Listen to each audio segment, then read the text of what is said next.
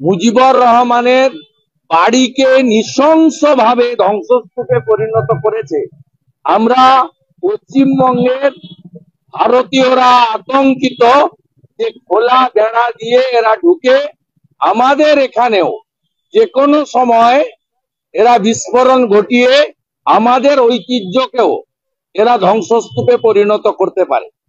অত্যন্ত বাংলাদেশ এই বিদেশ মন্ত্রণালয় জানা হয়েছে হাসিনার দেওয়া যে অডিও বার্তা সেগুলো অবিলম্বে বন্ধ করুন ভারত সরকার। এ থেকে উচ্চারণ হয় কেন বন্ধ করবে? যখন হাসিনা ওয়াজেদ নির্বাচিত প্রধানমন্ত্রী ছিল তখন তারেক রহমানরা লন্ডনে বসে ভাষণ দিতেন, তখন তো বন্ধ করার কথা আওয়ামী লীগ বলেনি। এই মৌলবাদী শক্তিরা পাকিস্তানের দোসর।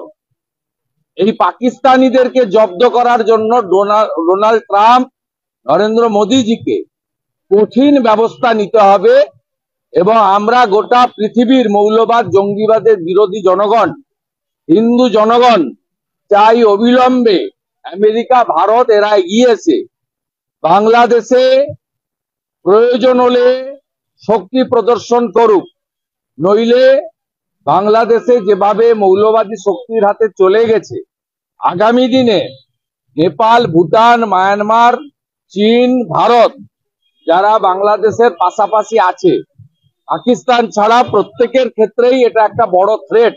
বিশেষ করে ভারতবর্ষের কাছে বড় থ্রেট, কারণ বাংলাদেশের বর্ডারের ম্যাক্সিমামটাই আমাদের এলাকায়। পশ্চিমবঙ্গের 9টা জেলার 2200 কিলোমিটার বাংলাদেশ বর্ডারে আছে এবং আমাদের মমতা ব্যানার্জির আনুকূল্যে 596 কিলোমিটার বেড়া দেওয়া যায়নি বিএসএফ।